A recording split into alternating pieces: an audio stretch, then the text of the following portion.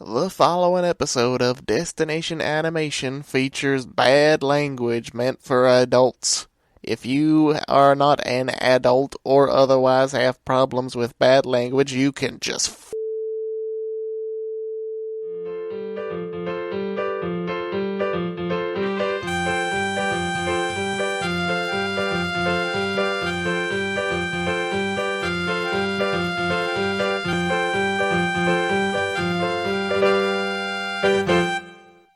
Welcome to Destination Animation, your trip around the world of cartoons and anime, stop motion and puppetry, special effects and CGI, and everything in between.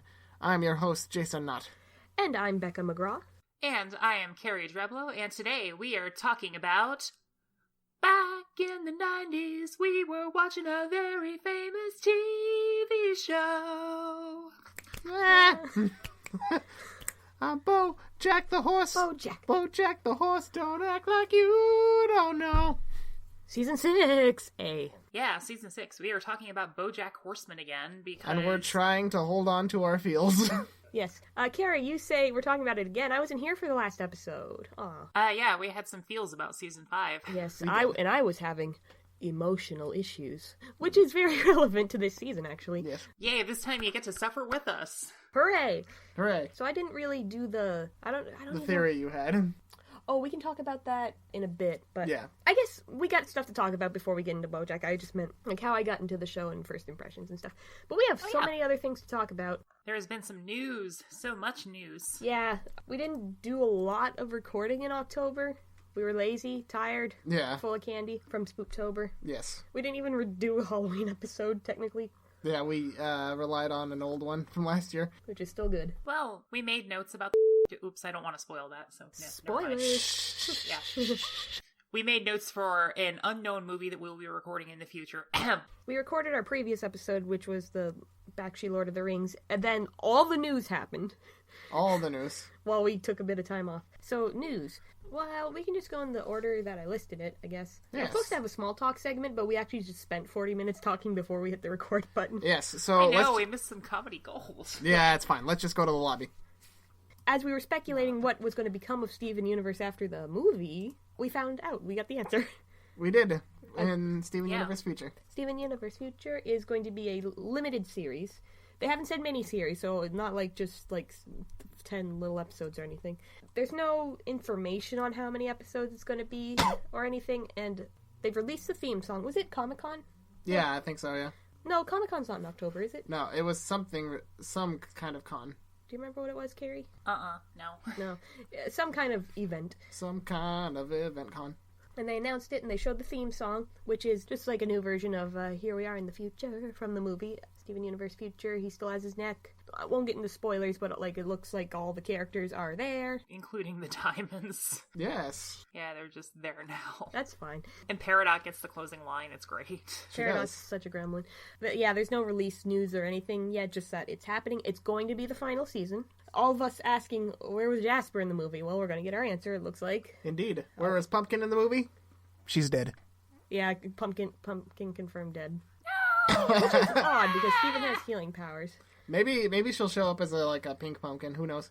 Aw. Maybe they're just fooling us. So, not much to talk about yet. Yeah, the big news about that is that it is an epilogue series. Like, the original show in its child growing to learn form, it has finished, so they're continuing the continuity from the movie, apparently. So, yeah, we were speculating what would they do. And now we know. Now we know. Yep. Which is pretty cool. I like that they're not afraid to go in a new direction. Yeah, exactly. So next bit of news, Tangled Season 3 started with, I guess they're following the Cartoon Network format and did, episode bombs, so we've already got, 12 episodes into the third season now. Yeah. It's great. Carrie, you still haven't watched the Tangled show, so we're not going to spoil anything. I watched the original... You missed that I watched the introductory movie? You watched the pilot movie. Yeah, you watched the pilot movie. You still got 50 episodes. Yeah, there's still 2 seasons of show to watch. Oh, okay. So we can't exactly... So you watched the pilot Tangled movie? That don't impress me much. So yeah, we can't very well talk about what's going on in Season 3, except so far... I think the most notable thing that's happened is that banger of a song in the first episode. Yes, it is a banger of a song, but there's spoilers in it. No, I wanted to link it and show you, Carrie, because the song's so good, but I couldn't even show it without video. It spoils too much. Yes. Stay away from spoilers. Yeah. Especially for, like... Literally don't look up anything right now. Okay, well, I feel the same about Carolyn Tuesday, because there's, like, 2 really awesome songs, but I can't share them because they reveal plot details. Yeah, So, we should watch that while we're on vacation. We maybe. should, actually. So, yeah, Tangled Season 3, still stellar, still recommend it, Carrie.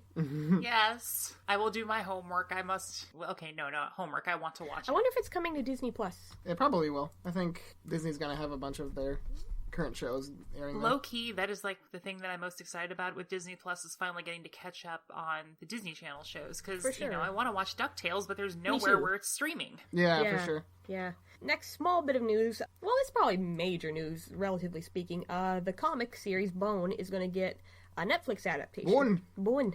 I've never read Bone. I read a few of... My mom is a librarian for a elementary school, and in her library were the first couple volumes of Bone. So I actually read a few of those, and they're pretty good. It's like the art style is kind of like Chuck Jones-ish in some areas. It's like kind of high fantasy mixed with these strange Bones. Yeah, bone-like characters. They're white. They're white. Like We're white. Oh, those are like, since we're just playing Neopets, those are like from Hassy Bounce. yeah. No, they're not. The art style's cool, and I like the characters, at least from what I remember. So Yeah, I think it's a long-running and beloved comic, so that's pretty cool. Yeah. But I don't really have anything to comment on. What about you, Carrie? I recognize the character designs, but I've never actually read it, so I don't know. But it looks cool. It looks adventure-y, and it looks like something that could really benefit from an animated series on Netflix. Yeah. for sure, Nickelodeon was gonna adapt it for a movie, but the creator Jeff Smith, he did not approve of their idea to add pop songs to it. All right. And cast, like, I think celebrity voices, maybe, but maybe I'm wrong. But he was like, you don't put pop songs in Lord of the Rings. You don't put pop songs in this story either. Fair enough. The next thing that happened was Infinity Train shorts. Infinity, I forget what the first short was. the Green Room. I forget what was in The Green Room and the Wizard Room. I'm so glad I got my answer to what goes on with those wizards. If you remember during our Spell. If you remember during our Infinity Train episode, I said I wanted to know more about the freaking wizard car, and they got a whole short. What was the Green Room again? I completely forget. Everything in it was green except for one guy who was purple, but his name was, like, green. So I don't remember at all. it's cute. Cool. There have been a couple more since then. What? Yes. There Okay, have. yeah. And you... I haven't watched them yet. He keeps doing this. I haven't watched them yet. I just know there's more. He keeps doing this. He watched Hereditary without me. He watched Has Been Hotel without me, which we forgot to put on the notes. Infinity Train. We still love it. We still recommend it, right? Right. Yeah, and right, his right, shorts right. were cute and teasing us for the next season that's eventually going to come out. Heck yeah. Has Been Hotel. Did you watch Speaking it, Carrie? I don't know what it is. Did we not link it to you? I linked it. Jason linked it. Oh, Oh, well, we get to explain it to you. So it was an artist on Tumblr. What's her name? Vivzy Pop, I think. Vivzy Pop. These are her characters, and she was like, I want to make a pilot. So It's that simple. it's that simple. So there's a 30-minute pilot for this show on YouTube. It's for mature audiences. It's about hell and demons, and the daughter of Satan wants to, like, reform them so they can go to heaven instead of being purged. okay, link it to me. That sounds awesome. Every year in hell, there's like this purge because the hell is way too overpopulated, and the daughter, what's her name? Charlie. She's like, nah, I don't want. This isn't cool. Let's rehabilitate some demons and send them on their way to heaven. And everyone thinks that's a stupid idea. Yeah. We won't get in depth because Carrie hasn't watched it, and you should. That sounds awesome, and I want to see it. And it's just whether you like it or not, and I enjoyed it. I enjoyed it a lot. Just the story behind it, it's really interesting. It's just someone's like, I want to make a show. And then they did. No studio backed it. I think it was not even Kickstarter. I think like just Patreon funding. Yeah. And it's really beautifully animated for, I don't want to call them amateurs. It's independently animated. Yeah, it's independent. Like amateur is not the right word. It's not all one person because that'd be ridiculous, but it's the small team relatively. Yeah, it's a pretty small team. All the voices are great. The songs are fun. I would want to see more. I hope it gets picked up. Yeah, and also, as a religion major, I am very interested in metaphysical stuff about the afterlife and destiny and whatnot. Oh yeah, that stuff's Are hella you interesting. interested in a spider who's a porn star? Wait, what? You'll see it. Wholehearted, Daddy. Okay. Son. Goodness. what happened next? My Little Pony ended. Yeah. And I have nothing to say. You know, it is kind of a big deal. Like, My Little Pony Friendship is Magic is one of the shows that kind of helped to kick off this current, I don't know if I want to call it an animation renaissance, but like TV animated series aimed at kids starting to actually be decent again after most of the 2000s was kind of Between that and Adventure Time, I'd say that's a fair assessment. Yeah, and I know bronies have a bit of a reputation, but the show itself is actually pretty good. But I stopped watching, like, around season 5 because I lost interest. But, you know, I've been seeing a lot of clips on YouTube lately, and it's like, I'd get back into this. I tried watching it. I think I got 4 episodes in at most. I just find it's a baby show. Did you see the season 2 finale? No. That shit was awesome. I only saw 4 episodes. I love the characters, and, you know, I really give that show credit for actually having a show aimed at girls that became mainstream popular. Like, for that sure. just did not happen very often. Yeah. Like, a lot of credit to the show. I like the aesthetic of it. It's really cute, but it wasn't for me. That's fair. But it ended, and that's neat. Arctic Dogs. Arctic Dogs. So this is so Carrie, you said you know nothing about this. I know absolutely nothing about this. Correct. This is a film that is in theaters. It's animated. Who's in it? Let's see. Jeremy Renner. Alec Baldwin, Heidi Klum, John Cleese, James Franco. Good lord. It made $700,000 on its opening day, $2.9 million on its opening weekend. It might be one of the biggest animated bombs ever. Move over, Treasure Planet. Yikes.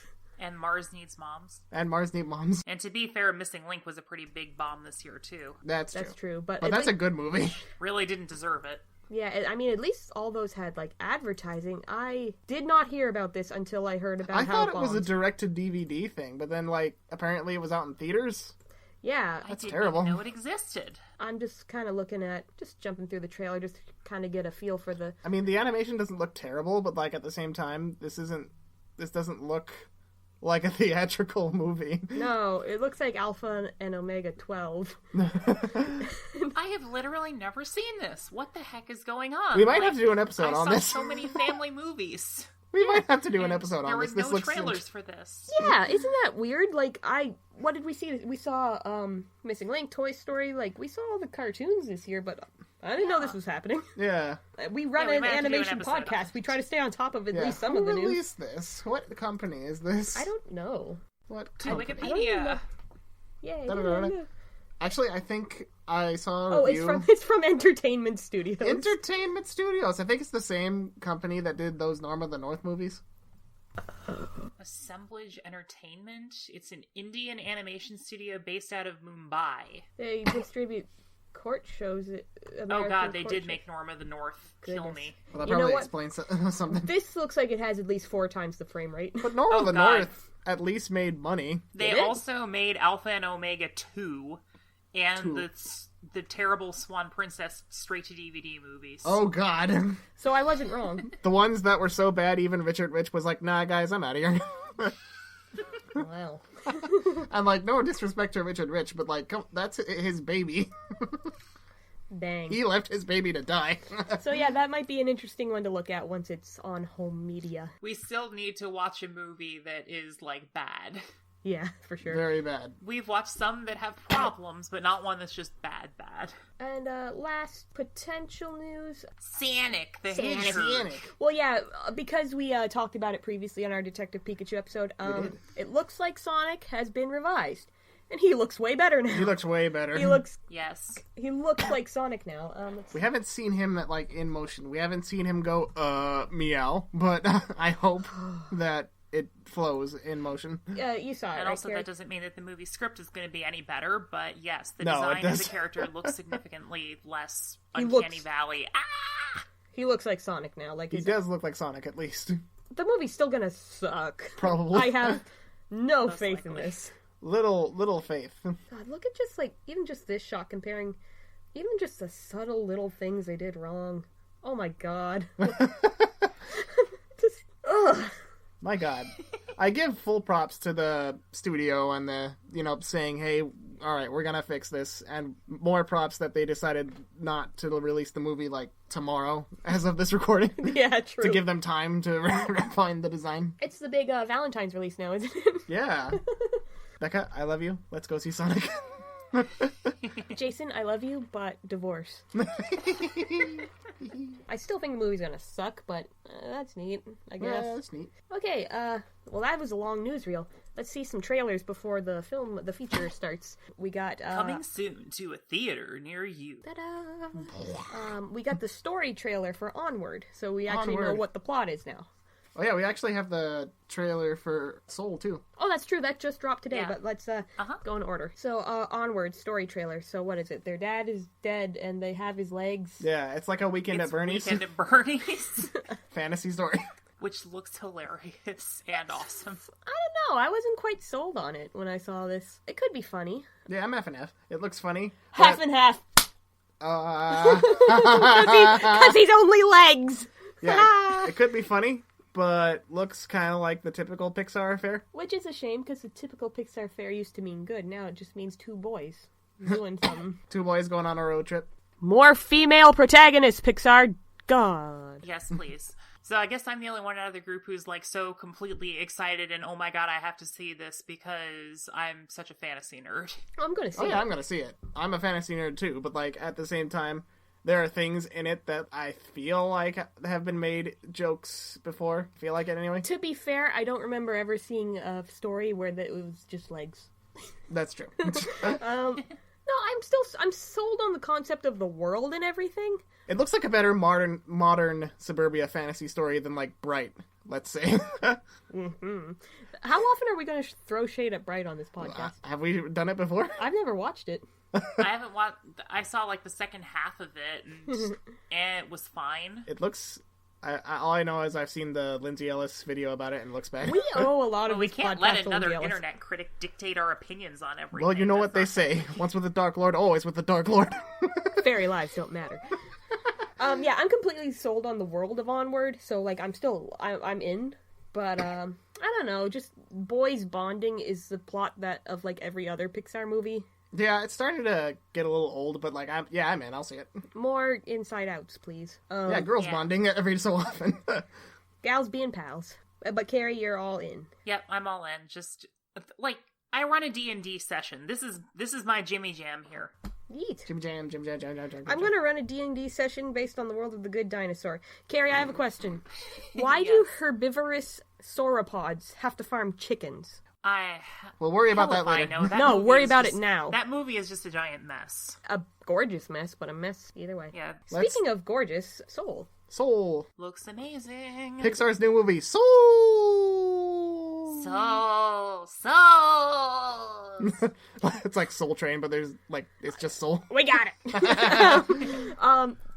So we got the first teaser. Looked really pretty. It did look really pretty. Like the aesthetic of the city and everything looked real good. It's New York, isn't it? I think so. Or a New York-esque town. We got a bit of our plot. Who's the main? Jamie Foxx? Yeah, Jamie Foxx. Jamie Foxx is a man who wants to do a music, and as Jason and I assumed, It was jazz. it's jazz. Yeah, it's going to be artistically inspiring. I was like, ooh, I can't wait to see what they have to say about the creative process. Like, I think, how do I phrase this? It's a little stereotypical that the black character would want to get into jazz. Especially Pixar's first black character. It's kind of like how Disney's first black princess was gonna be a maid, but then they were like, this is a mistake. It's the plot of Rhapsody in Blue from Fantasia 2000. Oh yeah, totally. Okay, now it's valid. It's a little more valid than having Ryan Gosling save jazz from John Legend in La La Land. I haven't seen La La Land, so thanks for all the spoilers. You haven't seen La La Land? What? That's a very basic interpretation of I Ryan, don't even remember Ryan what you just Gosling's said. arc. I literally forget what you said. What's gone? La La Land was okay. Cool. That movie is great and I loved it. I like the songs. I wish there were more. Tangent. It's not animated. We can't talk about La La Land on this We podcast. cannot talk about La La Land. Back to Soul. Some people are already kind of criticizing it for falling into the same trope as like Emperor's New Groove and Brother Bear and Princess and the Frog did, where That's another valid thing. where the non-white character is going to spend a majority of the movie as a blob or an animal or a blob. Yeah. We'll see how much. We'll have to see. We'll have to see. Yeah, we'll see. I'm open to it. I'm open to any movie Pixar does, just to be fair. The poster is really pretty. It is really nice. Yeah. Yeah, it should be said, like, the Disney studio is now run by Jennifer Lee, and I feel like the women are in charge of Disney now, where Pixar still kind of feels like a boys' club. Yeah, for sure. One of life's simple joys is the boys. But yeah, Pete Docter is directing it, so it'll probably be good. Yeah. Yeah, Pete Docter is good. We believe in Pete. Speaking of Disney, by the time this episode's out, we'll have probably seen Frozen 2. Yes, probably. Yes. But now is not the time for that, for we have a final trailer to talk about, Green Eggs and Ham on Netflix. Yes, a heaping portion of green eggs and ham. A heaping portion. How are they going to turn this into a full series? I thought it was going to be a movie. Yeah, I thought so too. I thought it was going to be a short, and then it said series, and I'm like, oh, okay, that's weird. Yeah, I didn't think it was going to be a short. I got the sense it was going to be a full movie. Yeah, a TV series. Like, they announced the trailer as Season 1. Yeah. Produced by Ellen DeGeneres. I'm just so surprised. Like, Green Eggs and Ham was a book that Dr. Seuss wrote to use as few words as possible. I bet you be as can't write a simple book as in 30 words or possible. less. Hold my beer. Pretty much. How are they going to turn this into a full series? I'm not sure, but I am also not unopposed. No, it looks great. It looks gorgeous. Yeah, it does. I've never actually seen a movie that looked quite like this. Yeah. There's something about it that's very unique visually. Like, we've seen all the CGI, like, Seussian movies. They adapt the illustrative style of Dr. Seuss pretty well. But we haven't seen it in 2D to this extent in a long time. Yeah, not since, the 60s? I don't think they've ever done, like, they did TV specials in 2D of Dr. Seuss, but they were not particularly elaborate. Or budget having. I think the best one animated was probably Chuck Jones, The Grinch. Yeah, that's fair. Yeah. And that was 50 years ago. Yeah. So yeah, I'm intrigued. I'm interested. Like, I don't really know how this is gonna be a multi-series thing. Unless the first season is only, 4 episodes or something. We have no idea. We have, no info on this. But yeah, it looks cute, gorgeously crafted, really also, unique looking. Netflix is doing so many original animation styles. I'm like, is Netflix the new, artistic animation house? Well, something we forgot to put in the notes, actually, is, apparently HBO Plus is gonna be kind of the, is that what it's called? HBO Plus? HBO Go? So. HBO streaming service might be one to keep your eyes on, too, because, what is it? Adventure Time. Adventure Time is being revived on HBO. Oh. In a limited series. Yeah. Okay. Yeah, so apparently they might be one to watch, too, but I don't think there's a ton of info yet. Anyway. See, I've been super negative on Disney Plus and, how there's going to be all these different streaming services. I can't pay for all of these. No, But exactly. No.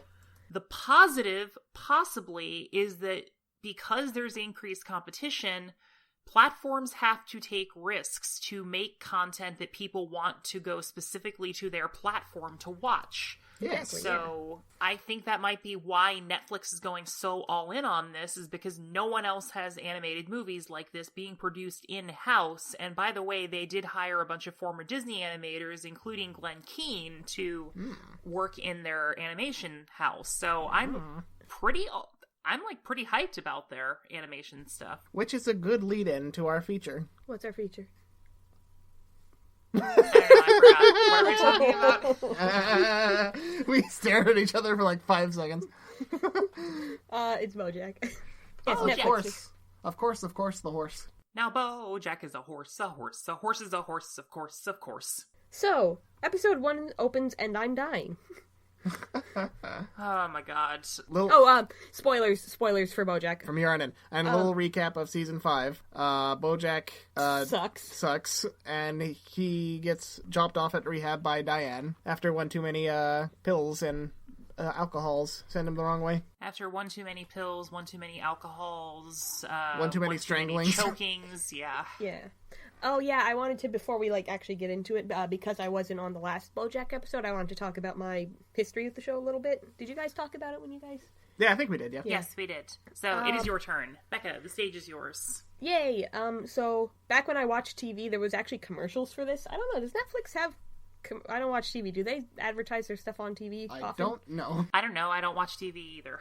Who watches TV anymore? Except for sports. So yeah, there was actually commercials for it on TV, and not exactly the strongest commercials of all time. So I was like, okay, whatever, it's a show. And this was back when I browsed 4chan frequently. How many years ago? 7? 2014 is when it came out. Only 5 years then. Yeah. Damn, I was trash up until very recently.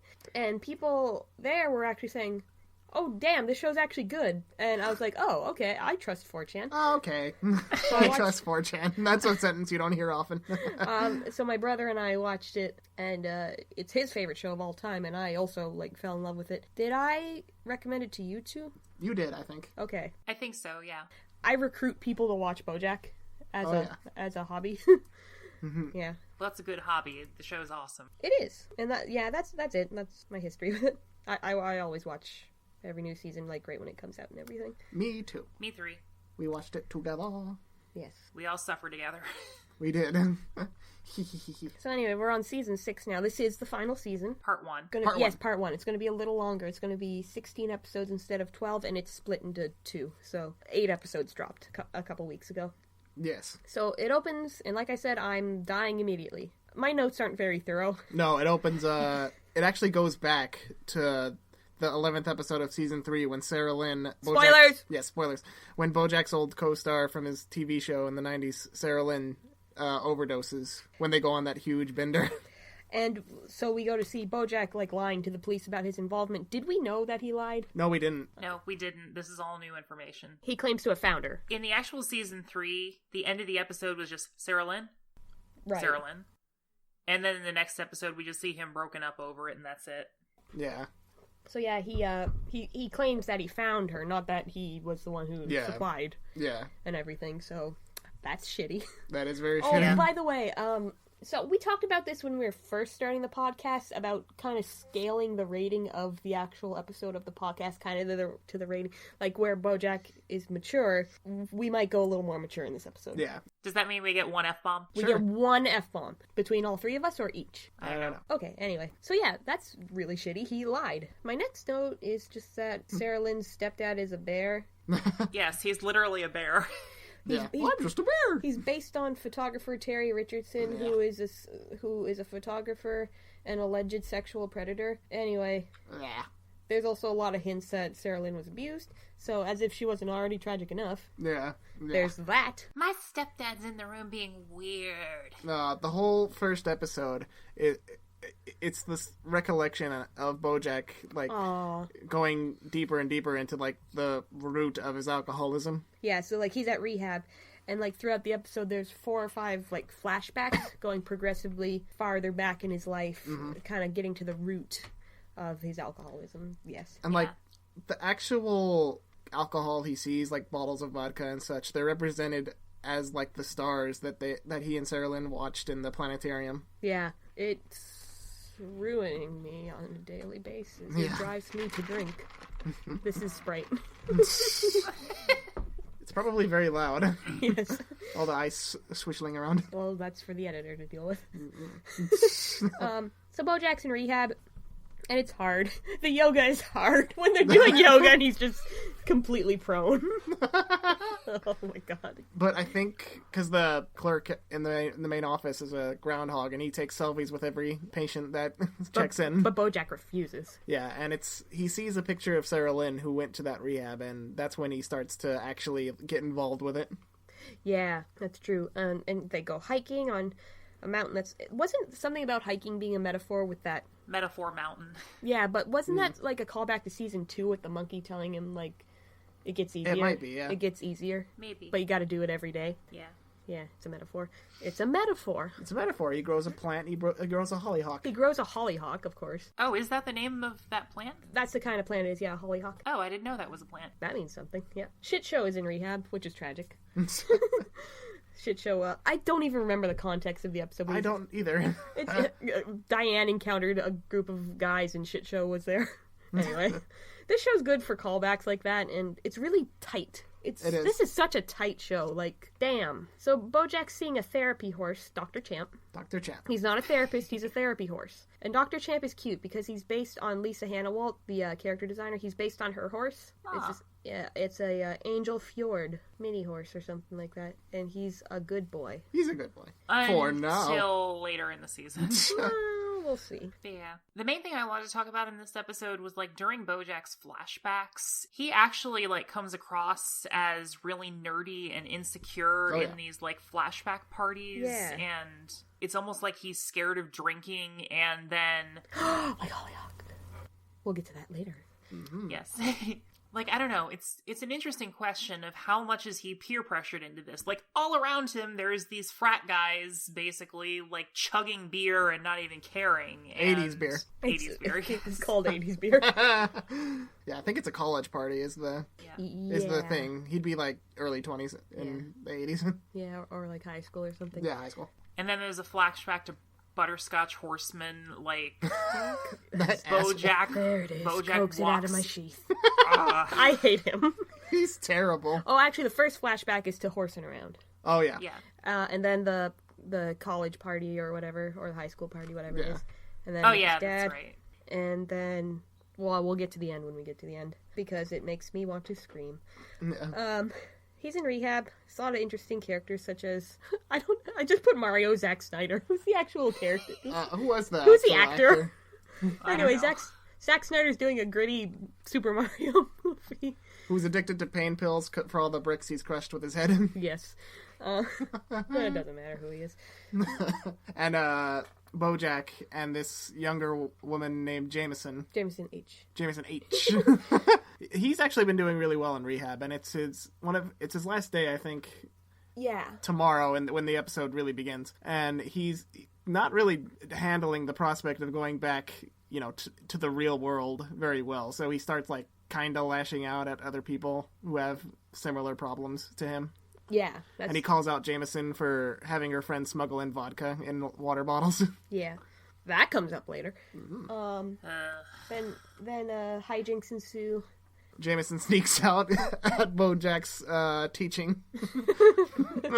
You could tie these sheets together and climb out the window. Here's the gate code. But is that what you really want?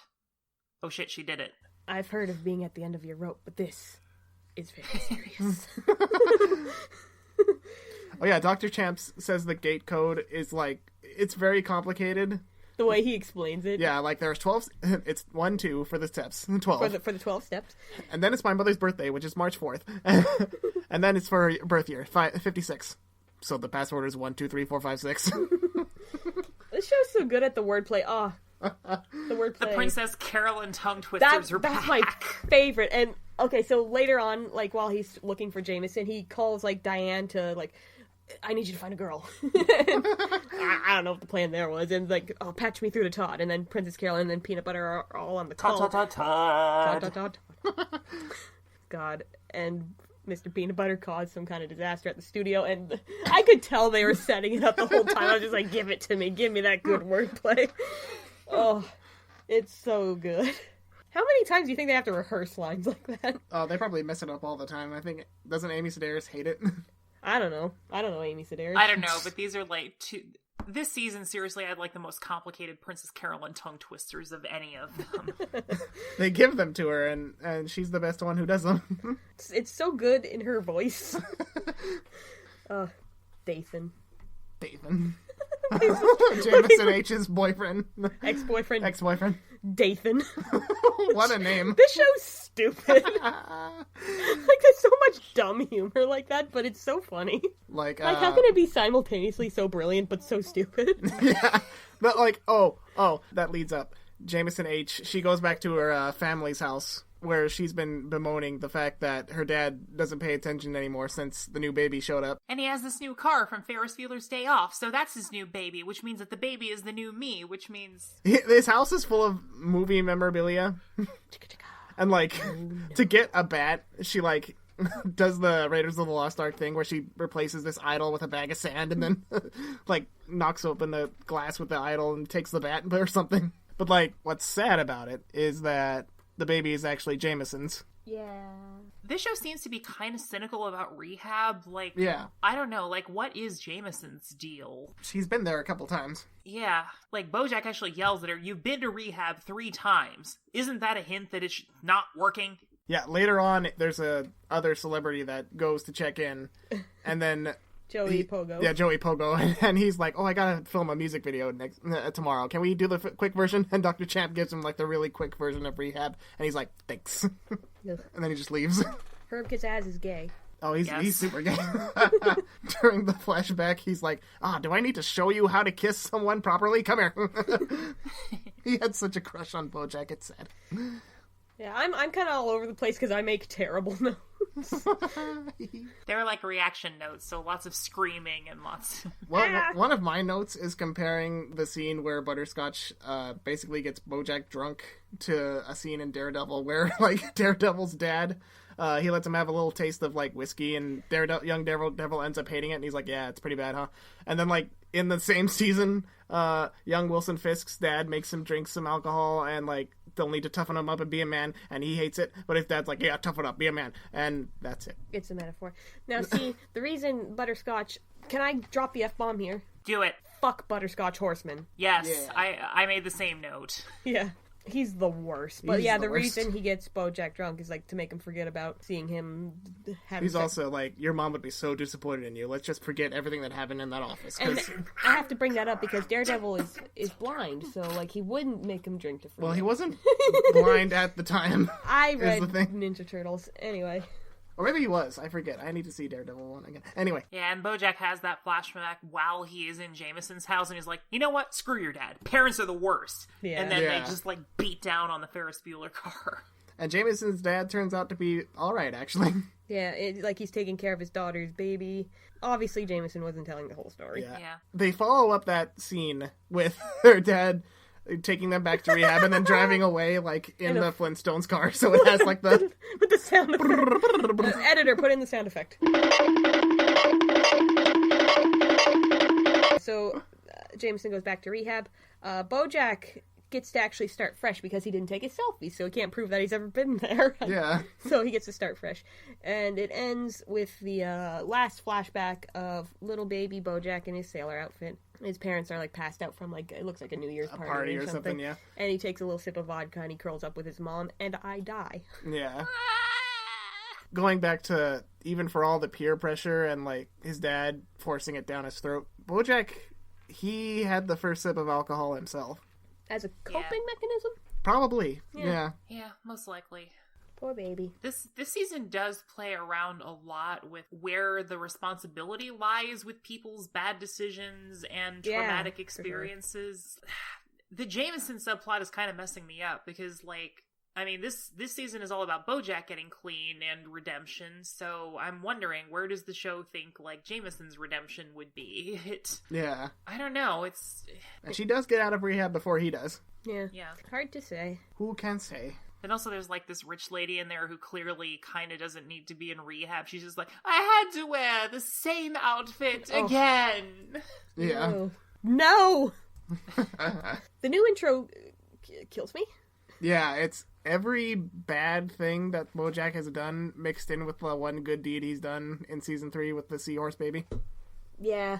And, like, he's obviously done more bad things than good things, but this is, like, the major things. The highlights of all the terrible things he's done. Yeah. That, like, listeners who have seen the show know that the intro is kind of like the close-up of his face as the background, like, changes around him and it, like, goes through. Yeah, and it's always been him. He's in his house, he wakes up, and then, you know, there's subtle changes throughout. But this one's it the goes most different. Past his house this time, and it goes to him in the show, horsing around in the 90s. Then it cuts then to Herb, and then to New Mexico, and the Bojack kills, like, graffiti with the outside a club. That was the heroine that ended up killing Carolyn. Yeah, it messed me up. Ugh. I hope Bojack can... I hope he's trying. He's trying. He's trying. But this episode is more about Princess Carolyn than Bojack. This episode's really good. Yeah. Super good. You tell it, Carrie. I find I talk too much. Mm-hmm. I'm the one that's self-secure about how much I talk. My goodness. Katana. That beat, though. Like, in my opinion, these first 3 episodes are just, like, solid, like, they're so tightly written and they're, like, just great character arcs. Like, the first one is kind of Bojack's character arc. The second one's, like, Princess Carolyn's character arc. The third one's, like, Diane's princess character arc. A tongue twister of your own. It's the jet-setting George Sporting court reporter story. Anyway. And Todd doesn't get a character arc because he's perfect. Yeah. Now he kind of gets a character arc with his dad. Yeah, kinda. that comes later. Yeah. So what's this episode? What's episode 2? I didn't write the Episode episode 2 titles. is Princess Carolyn trying to basically make everything work. It actually explores her life with her new adopted daughter. Untitled Princess Carolyn Project. Yeah, Untitled Princess Carolyn Project. All while she's trying to shuffle at the same time, like dealing with Mr. Peanutbutter's drama with Birthday Dad, which is a nightmare disaster of a project, and also dealing with Bojack or I forget what Bojack was doing, calling her, but whatever. He's trying to work out, like, people to apologize to or something. Yeah. Yeah. She's juggling, like, 4 things at once, and she has to go to the mothers who do it all photo shoot, and then she gets put in charge of a gala, and she is just being torn in, like, 10 different directions at once, and it's shown through, like, there's all these different colored Princess Carolyns all walking around, all trying to do things at once, while in the background, Untitled Princess Carolyn Project Baby is constantly going, Yeah. yeah, and it's like rhythmic, and Yeah. I love this artistic decision. It captures. It's so good. Yeah. There's something, like, really uncomfortable and stressful and claustrophobic Yeah. about it, but, like, it puts you in her shoes. This is single parenting. Yeah. Like, especially, like, as the episode goes on and more silhouettes are added. Yeah, I mean, I wouldn't know, but yeah, Yeah, I we don't assume have a this is baby. single parenting. Yeah, like, even as 3 people who've never had a baby, like, I got a pretty good idea of, you know... What it'd be like. And it's not even just the baby, it's everything else, too. Oh yeah, all her responsibilities that people add on her, pile on her. Yeah, like Princess Carolyn has always been like a super, super busy character who's constantly trying to tie everything together, and it's a mess, and... She tends to thrive on it, but this is, like, it's a lot. It's a lot. Yeah. There's a cute little sequence about Karen Katata, Katana. who was, like, a successful woman in Hollywood who, like, had a baby, and then, like, no one wanted anything to do with her anymore. Crickets. Tumbleweeds. Crickets, tumbleweeds. Just 2 projects that were taken away from her because people questioned her priorities. Yeah. They do a different art style for this sequence, and it's really cute. I like that they started... Around what season did they start doing that? What's it? Well, season 1, episode 11 had that trippy episode. Yeah, there was, like, the stupid piece of shit episode. Oh, yeah. There was the episode with Princess Carolyn's ancestors. I like when they play with art style. I wonder if that's Lisa Hannawalt's influence, because it reminds me of Maybe. Tuca and Birdie. Yeah, yeah. Yeah, they do it again later in the season, too, with the, directed by Brad Bird. We'll get to that shade. Yeah, like this episode, one of my favorite quotes from it is just like, so how do you do it all? Well, I just think of myself as having multiple apps running at the same time. I have my mom app and my career app and my wife app and my yoga body map, and they're just all constantly going all the time. It turns out wordplay is what saves the day. Yeah. The little baby loves wordplay. Princess Carolyn and Vanessa Gecko become friends. Yeah. All this time we've been rivals, but I wish I hadn't hated you all this time. I never hated you. Did you hate me? That slimy, slithery bitch. That's the best gag from, like, what was that, season 1 or 2? Something like that, yeah. Yeah. But before we even knew that she was a human and not a gecko. Yeah. Oh, so good. Voiced by Kristen Chenoweth. Oh. I wish Kristen Chenoweth would serenade me to sleep. She is a beautiful singer. What is it she says? Bye! And puts the baby to sleep. Oh, this show's funny. But yeah, it's really wholesome because, like, she's the one who inspires Princess Carolyn, uses the word ruthless, and then she ends up naming the baby Ruthie, which is Yeah. also the name of her Imaginary granddaughter who told the story in that one episode in, like, was it last season or the season I before? think it was a couple seasons ago. Do you remember, Carrie? I didn't know that, but yeah, now I remember it. Yeah. Yeah, Oh, Bojack apologizes to her for real, and he does. And she says, like, why didn't you invite me to the Friends and Family thing? I would have come, and it's wholesome. Yeah. It's very Yeah. wholesome. That's what he was calling about before, because while this is all going on, Mr. Peanutbutter is dealing with the guilt he has about cheating on his fiancée, Pickles, with Diane, and he hasn't resolved that yet, so he's kind of still lying, and Pickles is like, oh, you're sad because your friend is in rehab, so he goes to rehab and visits Bojack, and Bojack calls Princess Carolyn, like, you gotta come pick up your favorite client. Oh, Princess Carolyn doesn't get to host her gala, but maybe it's for the better. For the better. And that's the cruise. The Crush, which leads to episode 3.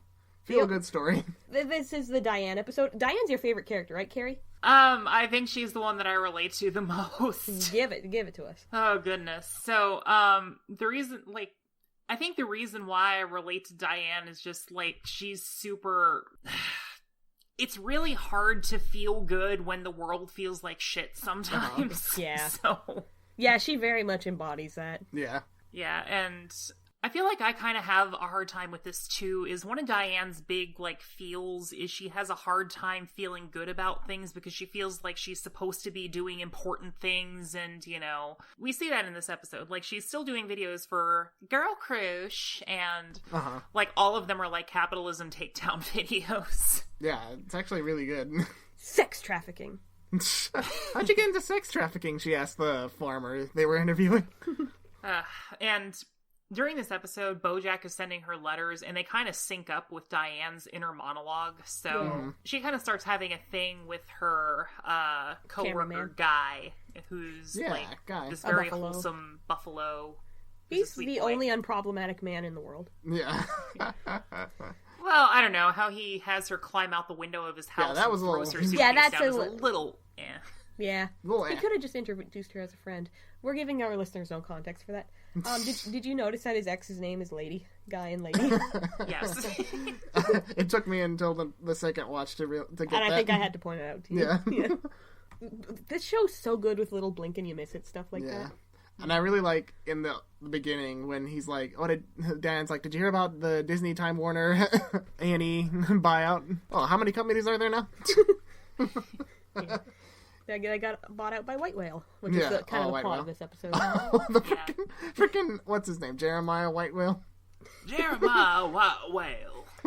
Whenceforth are you two? The little looking... Ollie Oligopoly and, what's that? Hi, I'm Ollie Oligopoly, and I'm vertical integration. That's it. Like the Jurassic Park DNA.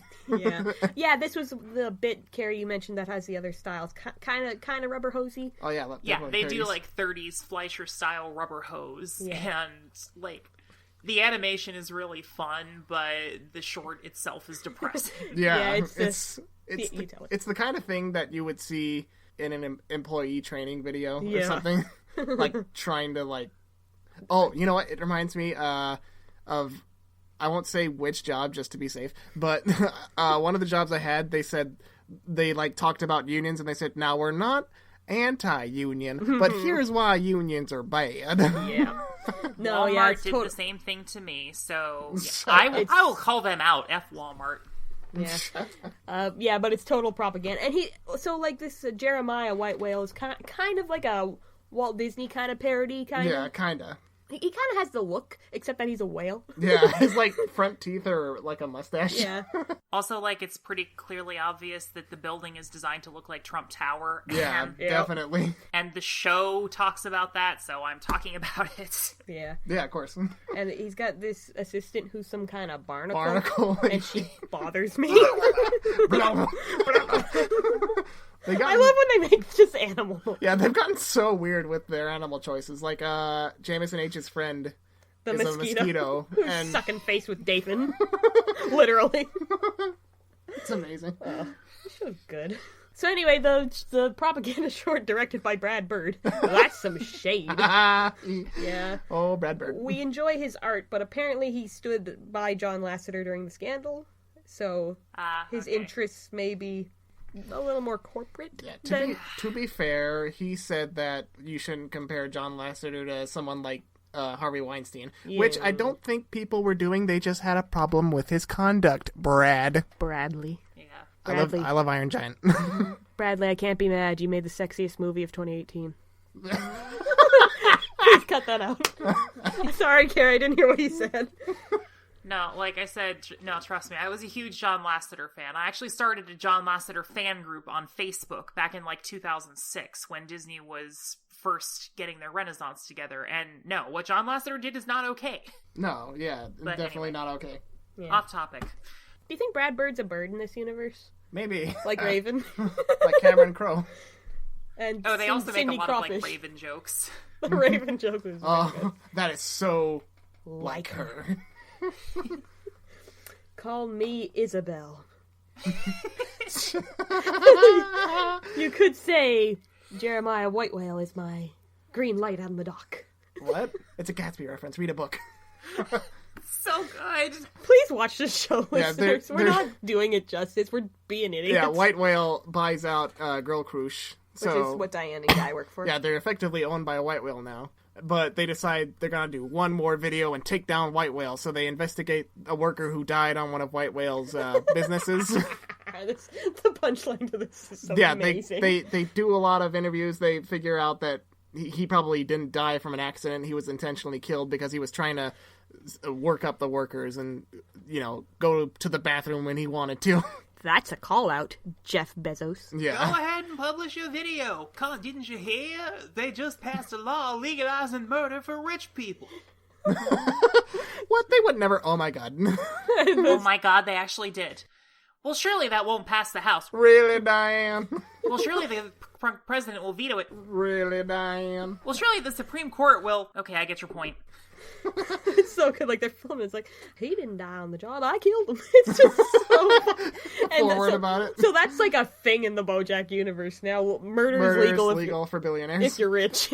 What? Well, I know what you can do. Earn $1 billion and kill me. Oof. So they don't take down White Whale. And That's probably a reality on our horizon. Well, yeah, but I mean, that's probably a call out of how Trump was like, I could stand in the middle of the street and shoot somebody and get away with it, which... Yeah. Again, the show is calling out Trump, and it's fair. I don't like Trump, and I'm gonna use my F word now. You can fuck off. Anyway. Oh my. Anyway. How does this episode end again? Oh yeah, the whole thing has also been dealing with Diane's sense of... She needs to feel miserable, I think. Well, yeah. How do they phrase it? How Guy phrases it is like, you have this ideological objection to feeling good. I would love to feel good. What a luxury. How nice for you that you can do that while the world burns around you. Yeah. Yeah. That's it. And Diane has a hard time feeling good in the face of all the wrongs of culture. And again, I feel that, Yeah. And she's had her eye on this coat, but she doesn't buy it for herself. Guy has to buy it for her. Yeah. And then when she finally gets it, she's like, no, it's like, I'm never going to use it when I'm in Los Angeles. Why is it so obvious that you will go back? And yeah, she does go back at the end, but she gets all those letters from Bojack that were going to her apartment. Cheese sandwich. Yeah. And after Diane, leaves Guy's house because his son shows up unexpectedly, Bojack has a letter is like, the story of my life is that I never get anything nice. You'd think that I'd learned to adjust my expectations by now, but no. Once again, I was the idiot who got my hopes up, and now I'm disappointed with no one to blame but myself. And it's like Bojack's letters throughout this episode really mirror Diane's inner dialogue, kind of. Yeah, he and Diane have always had a really close relationship. Yeah, I'm so glad they didn't, carry on, I am so glad, too. From season 1 where Bojack, wanted to be with her. It always kind of seemed like they might veer back in that direction in some angles, but they never do, and I'm grateful. Thank you. Yeah, I'm glad. Thank you. Thank you. It's not needed. Absolutely. And it's totally Bojack's sense of, someone likes me, oh my god, I'm gonna blow this up and make her my wife now, or something. Yeah. Yeah. It's a good platonic friendship. And he's 20 years older than her. Yes. we need more platonic friendships in movies that don't end up in romance, please. Yes. Mr. Peanutbutter is also Bojack's age, so he's 20 years older than her, but whatever, they're divorced now. Yeah. Well, then Pickles, which is the next episode. Yes. Which the only note I have for is Cunf and LMAO, sorry for your loss.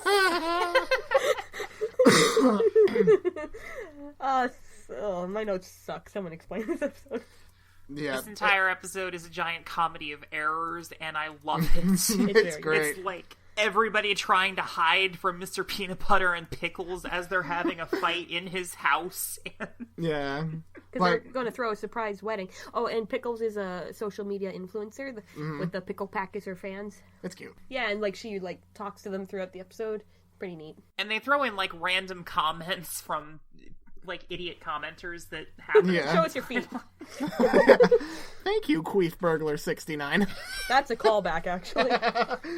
Like, they're gonna throw a surprise wedding for them. Todd he arranged it. And he's got, like, a bunch of his old friends and family, like Pickles' parents, who are both pugs, and it's cute. And the Weird Al as Mr. Peanut Butter's brother back again. Is it Dr. Peanut Butter? I think it is, yeah. Or it's not Professor Peanut Butter. What am I It's something like that. His depressed-ass brother. And, like, a bunch of other people, and then, like... And Bojack is there, and he's got his goat. His sobriety buddy. Yeah. Who's one of the goats that faints when he panics. And The the only thing that makes makes him me panic is the thought of having another drink of alcohol. I'll drink to that. A toast to you never doing that again. J.D. Salinger is there. J.D. Salinger is there. Yes. But yeah, Mr. Peanut Butter, he decides this is finally the right time to tell Pickles that he cheated on her. And right when... Because Todd says, let's wait for them to turn the lights on, then we'll all come up and say surprise. And when Pickles says, lights on, Mr. Peanut Butter just blurts out, Pickles, I cheated on you! And everyone's like, surprise! Oh! Damn, like like, you gotta freaking appreciate the direction of that. Yeah. Like, that's Yeah. a really good moment, actually. But, like, also, like, direction-wise, it's very good. Yeah. This entire episode is just, like, hilarious direction. Again, it's like a Scooby-Doo episode wherever... No, this is funnier than Scooby-Doo, so no, Oh, yeah. it's like... But, you know, the thing where people keep, like, somehow avoiding each other by coincidence, and it just gets more and more absurd, and it's gross. Yeah, like... Mr. Peanut Butter's brother and his wife are, like, sitting crouched, like, in front of their actual pictures. Like, when he picks up the picture of his brother, like, his brother has to move with it. And, like, the wife, like, pushes the plant to hide his body. Subtle little things. And the snake under the table. What was it they said about how nobody had to hide in the 50s? Because all the furniture they have is really short. Why is the furniture so low? Did no one have to hide in the 50s? Yeah. Pickles, goes upstairs to cry and turn back on her feed, and, like, she puts on this hood. Well, she's gotta look good. Like, this For the pickle pack. specific sad hood. Yeah. And her makeup is running. And she's like, no, you stay downstairs. Bad dog, you stay. There's a lot more humor regarding, like, the species of everyone I found this season. Yeah. Especially, like, as we continue on. Everyone else but, like, the core cast manages to get out in this time. Yeah. But Ruthie ends up heading upstairs, and Bojack and Diane are hiding out in what is their it Todd bedroom. said? When I'm feeling low, I want to get high. Ruthie's a climber. Oh, Todd. Oh, yeah, that's when Pickles tells Mr. Peanut Butter, see you next Friday. You're being a real see you next Friday. Did either of you find that, like, they're almost going back to their roots with this season, where it's, like, a lot of animal jokes and puns, and Yeah, a that's lot of, fair. like... Yeah. They kind of went away from that a bit in the mid-seasons, where now it's like they're just going full absurdity again while they're doing all this heavy stuff. I don't have a lot of notes for this episode. It's pretty To be fair, straightforward. there's not a lot to talk about with this episode. It's just funny and good, and, like, Mr. Peanut Butter's character arc isn't too deep, but... Yeah. It never really is. And Pickles is kind of shallow, but at the same time, she doesn't react to it the way you think she does, because she does stay with him. Yeah. On one condition. They gotta make it even. Yeah, to be fair, Bojack and Diane, acting as the robotic appliances of the house, tell Mr. Peanut Butter that he should go to her and that he should actually let her speak. Yeah. So yeah, they talk it out and they'll stay together, and the condition is Pickles gets to cheat on him. Yeah, with a lot of people. Yeah. Yeah, it's gotta feel right. She ends up sleeping with like 30 people because there's like the emotional connection isn't the same, and it's terrible. Yeah. I kind of just want to cheat on you with you. But yeah, also in the same episode, Todd becomes Ruthie's new nanny. Yes. Because he has a good rapport with her. Yeah, Princess Carolyn had been struggling to get a nanny. And Diane, the reason she came to the party is because she wanted to make sure that Bojack would be okay if she went to Chicago. And he's like, yeah, it'll be fine. That's where Go. Guy lives. Yes. And it's like, oh, Bojack, you've come so far with you and your relationship with Diane. Yeah. Ah, good boy. Good horse. Diane's gonna go make grilled cheese sandwiches in Chicago. Chicago, yeah. Yes. The grilled cheese sandwich is a metaphor. Is the next Indeed. episode the Todd one? My notes are awful. I made like 2 notes on that one, so... Yeah, this is the one where Bojack is finally gonna leave rehab after like 18 weeks. Oh, yeah. What is it? They're doing a toast with toast, a non-alcoholic toast, and he throws it away, and then somebody in the background goes, "Ow, my gluten intolerance!" Stupid show. Yeah, at the same time, Mr. Peanutbutter is, like, receiving backlash for his cheating on pickles. Yes. Sad dog meme. Sad dog meme. I think it's a play on the Keanu Reeves The sad meme. Keanu meme. But yeah, Mr. Peanutbutter, of all characters, is becoming the face of depression. Yeah. And why does Joey Pogo look like Ellen DeGeneres? I had a thought. We'll talk about it after everything. Remind me, the thought, face of depression, the 5 seasons before. Okay. Yes. What happened in this episode? Bojack has a flashback. The paparazzi shows up, and they're saying that a new person is checking into the suite, and Bojack gets jealous. Joey Pogo. Pogo go. Go, bye. He's like running to Dr. Champ. Trying to get a zinger out, and just gotta let him get it out. Yeah, he has a flashback to, like, back in the dressing room where Sarah Lynn's getting her haircut in Bojack's dressing room. My stepdad's being weird. Oh, yeah. In her dressing room, and it's terrible. Yeah, It makes me want to die. Bojack and the hairdresser of the show, Sharona, they had kind of a decent friendship, because in the first episode, he was having the jitters about kissing someone on screen. Cindy Crawfish. And she spikes his orange juice with a little bit of vodka, and that helps him, loosen up. But the vodka that he's been drinking that he just leaves on his dressing room, yeah. Sarah Lynn gets into it, and the new director of the show, showrunner. Because Herb Kazaz was fired at this point for the day. The new showrunner is basically telling Bojack, hey man, her mom is threatening to sue. We need to find out who to hold responsible for this. Yeah, and I was screaming, Bojack! Yeah, he kind of veers it towards Sharona. Yeah, Bojack. You kind of get it. Like, it's terrible that he doesn't. It can kind of go either way, because yes, if Bojack gets into shit and the show's canceled, a lot of people lose their job. But on the other hand, he's probably got the influence that it wouldn't affect him as much as it obviously did Sharona. She lost her job. He probably would have had the influence to stand by Herb too. The season 1 makes a huge case for that. Yeah, you know what? That's true. That's kind of what that's about, right? Okay, I found the theme. Yeah. And then Angelica Houston tells him that no, he doesn't, but he does probably. Yeah. Anyway, that's season 1. Yeah. This does make for a good contrast where, like, that is what Bojack always used to do. He always used to divert responsibility to everyone else to save his own ass, where, in the present, he's actually starting to take responsibility for his own actions. And it shows a lot of character growth. But still, ow, Bojack, that was low. Yeah. Yeah, it was. Oh, is this the episode where Dr. Champ gets drunk? Yeah. Yes. Oh, wait, back for a second to friggin' Mr. Peanutbutter being in the face of depression, like... Because Princess Carolyn's his agent and is trying to get him back in the good graces after it comes out that he cheated on people. So she, like, pushes him in front of a car. A very slow car. It's not... Yeah. There's no threat. But then someone's like, why are you trying to kill yourself, you stupid idiot? It's terrible. Anyway. Yeah, F the paparazzi. That, like... They did, like, 3 terrible things in this episode. Oh, that squid girl.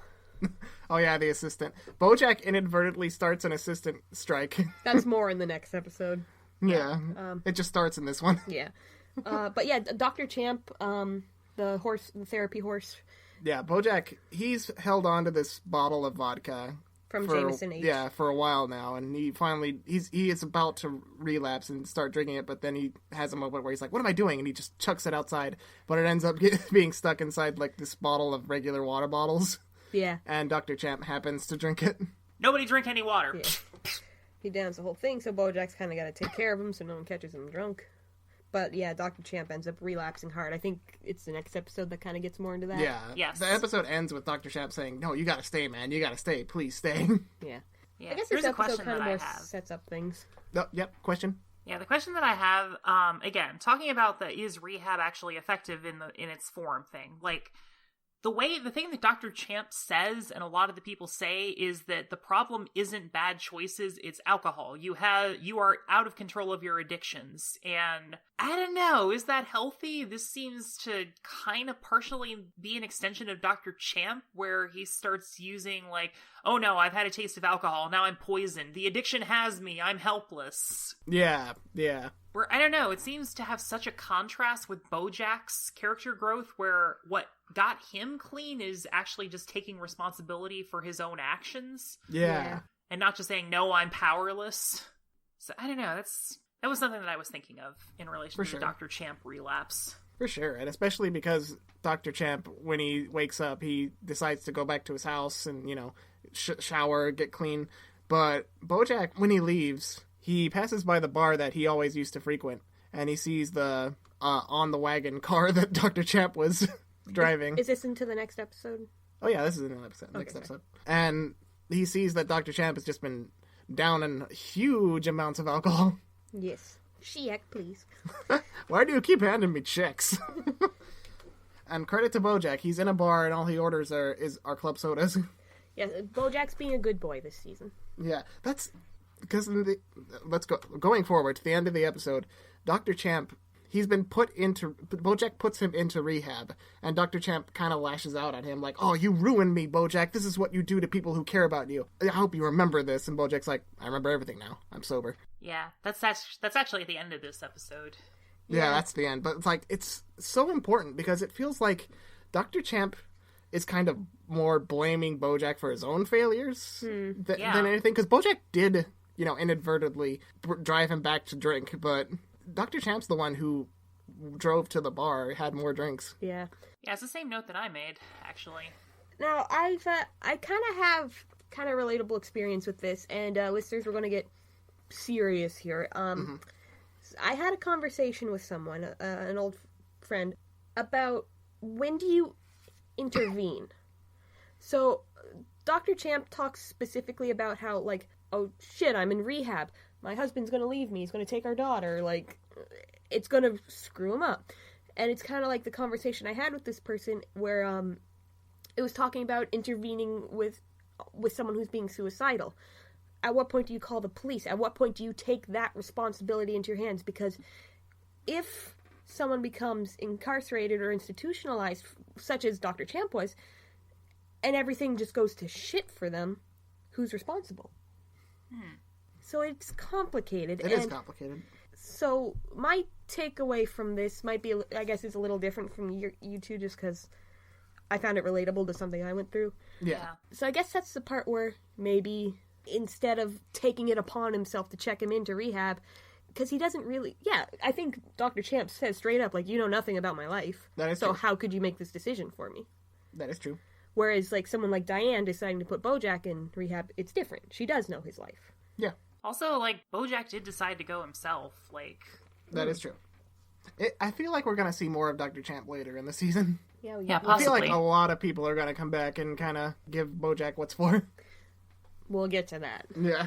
Also, Dr. Champ does give Bojack this, like, abrupt therapy moment where... Yeah, that's true. Yeah. Yeah. And Bojack is like, fine, my parents gave me an internalized hatred of horses, so my horse body is a prison that I can never escape. This manifests in rotten behavior because I subconsciously believe that I deserve to be punished. But being famous, I never get punished, so I act out even more. And since this pattern is so woven into my identity, it is unfathomable to me that it could ever be cured. So instead, I drink. Oh my god, is this therapy? Yeah. So the only way I can progress is to return to my life as a sober man and finally hold myself accountable for my actions, past and future. Bam. Yeah. Also, the whole Hollywood strike of assistants is going on in this episode. And Todd and his father are going through shenanigans to try and get Todd's kidney for his mom who's in a coma. We demand to not be treated like garbage. Then we seem to be at an impasse. And like the next day, Lenny Turtletop, right? everything So is in good. chaos. All the Chaos. Hollywood cannot run without his assistance. all the big shots are like, I need to schedule a wedding, or I think my water just broke. I love the resolution to this episode, but we can't get to that just yet. I just love Yeah. the shining light. Anyway. There is a lot of great commentary in the whole strike, and then there's also Todd's side of the story where his dad, his stepfather, Who gave him the Chavez name? Jorge Chavez. Because Todd's white. If Todd you is haven't white. noticed. He's very white. Like, they end up breaking into White Whale's big building where he's hoarding a bunch of kidneys because he's rich and he wants to live forever. And it's legal to murder, so... Yeah. Oh, yeah, why do they need the kidney again? Because his mom's in a coma. Yeah. Yeah. And Jorge, when they get caught by a security guard, he's about to give up. But then the security guard's like, "Did this man hurt you, sir?" "Yeah, I'm watching you." And then Todd... Because Todd's white. Yeah, Todd gives him the truth, and Jorge's like, "My whole life has been hard for me, but I fail to understand. You're white." Todd does get his moment in this episode, like you mentioned earlier, Carrie, Yeah. about with his... Do you want to explain it? No, you can. I don't remember it. Well, Wait. like, his dad has kind of been putting a lot of pressure on him, and his mom, too. They want him to be a successful man, but Todd has a different idea of success. He's not unhappy. He has a decent job as a nanny, and he has good friends, so he's happy. And he has this strained relationship with both his parents, and, like, at the end, Jorge's like, "Do you want to come see your mom?" And he's like, "Nah, I don't want to." "Oh, that's pretty cold, Todd." Yeah, "Well, what do you expect? I'm a Chavez." Yeah. Wow. Because there was something about how, like, she wanted to talk to Todd, but, like, she was too prideful to be the one to call him. Yeah. Oh, all about that Ace. Yeah, his asexual dating app, which he is the only patron. Yes. There's a bit in this episode, I don't remember why. I think it was, like, raining the night before, and then, like, the establishing shot, there's, like, just these two worms just, like, wiggling on the ground. And all animals, like, they're people, because all the animals are people, and this is worms. It kills me every time. It's so stupid. That's what this show is about. It is a beautiful mix of the highbrow and the completely nonsense. Yeah. Big words, but a horse guy. Did you see that, Carrie? No. Family Guy tried to take a shot at Bojack. How dare they? Yeah, we'll show you after. Nobody really seemed to agree with them, so... Nope. I think what was Ralph's response is like, "Oh, I loved Family Guy when I was in high school. Good to know they're apparently still making more episodes." Yeah. Shame. Yeah. Lisa Hannah Multiply was just... Got him. To the next episode. Oh, but the Hollywood strike, the resolution. Oh yes, the resolution to the Hollywood strike. Judah. Judah, the hero Yes. that we all needed. Judah so is the hero awesome. we need but don't deserve. He's like been gone the whole of season 5, right? Yeah, Yes. I think so. Princess Carolyn, the whole episode, she's been on Turtletop's side, and they're kind of luring the other assistants away, the leaders of the strike, and giving them actual proper jobs in Hollywood. But, backhanded jobs. They're still glorified assistants. You know what? Princess Carolyn was an assistant herself once. Yes. Yep. To That's that what big shakes gross her. man. That big gross man. I need you to try on these apology bikinis and tell me where they pinch. God. And that's when she calls in Judah to be the new head of the strike. And they actually organize some actual terms. Yeah. Birthday cakes and such. And she hires him back. She does. Is it in the next... I Yeah. think it's in the next And episode it's she this does. sweet but- moment where somebody is like, "You need your own print," and I forget who it is that tells her, but she I think it's does Bojack. so much. Yeah, she needs her own Princess Carolyn. Because the next episode, Bojack's, he's gone back to his house and he starts to clean it up. And all these flashbacks of the terrible things he's done, like putting a huge crack in the wall with his fist when he wants more pills, or driving his car through the house. Like, all of those flashback to him, so he can't stay there. So he wanders the country and goes to Alcoholics Anonymous, not in that order. He goes to AA, brings everyone, what was the food? Panda Express. Yeah. for Sharona everyone. is there, actually. She is. He makes amends with Sharona. Somewhat, yeah. Yeah, Yes. At amends. first, she doesn't really want to talk to him, but he, is more honest about himself in Yeah. later meetings, and she opens up to him. Like, he apologizes, and she doesn't accept it, but they make peace. They make peace. And yeah. it's a different scenario than when Herb didn't forgive him, Yeah. but he wanted to force a forgiveness out of him. Yeah. Well, I don't even know if Sharona, didn't he say that he wanted to apologize, and Sharona was like, "No, you don't need to," and he's like, "Well, I want to do it anyway," and does. Yeah. And they make peace, and she gives him a haircut, and now he's old Jack. Yes. He's been dyeing his hair with, what would he call his color? Sharpie? Yeah. But he also goes on this, nation tour. He goes to Illinois to see Diane again. And she talks about how, like, back in, college, how she was really depressed. She didn't even want a live journal. Yeah, guy's away on a freelance camera job. National Geographic swimsuit edition. Because all the animals are people. And, like, before he leaves, Diane's like, don't leave me for a supermodel. And he's like, hey, if my true love is a turtle in a bikini, then so be it. But then he, like, comes back a minute later like, you are so precious to me. Yeah. Like, he encourages her to go on antidepressants, but she's like, no, I don't like what they did to me when I was in college. They made me fat. Yeah, basically. And she uses lots of excuses about how, it messes up with my creative process. Like, Right, because she's supposed to be writing a book. Mm-hmm. Yeah. And, she feels guilty because if she loses her creative drive, who's there to take down the man? Yeah. It's really sweet. Bojack comes to visit her and cleans up her apartment. Yeah. I have feels about the depression mess. Oh, yeah. Her whole apartment's a bit of a mess after Guy leaves. Bojack cleans it up for her because he's a good that boy. sucks. Yeah. But Bojack is good. He cleans it up and then he leaves for other pastures. Yeah. For Connecticut, where he goes to see Hollyhock. Hollyhock is the only pure person in this universe. She is. She glomps him when he shows up at the airport. It's cute. I was the whole season I was like, where's Hollyhock? Where's Hollyhock? He should go see Hollyhock. Yeah. And then she shows up like, Hollyhock. Yes. If only this wasn't about to go bad in the next episode. Well, Yeah. so far It's fine all now. right. It's good now. Everything's fine. He sees Hollyhock. Hollyhock and her friend are in the middle of an argument. And he tries to interject, like, some wounds are always broken and we can never heal them. And Hollyhock's just like, I just want to hear you say you're sorry. And then they make up and Bojack's like, that's it? Yeah. Yeah. I feel like Hollyhock almost kind of teaches him that, like, sometimes you just have to say sorry to people and be genuine about it, so... Yeah. What was it Dr. Champ said? It's like Hollyhock... Bojack tried to claim, like, Hollyhock reminds him of his father, but, like, no. She reminds him of himself. Of yourself. Yeah. Correct. Yeah.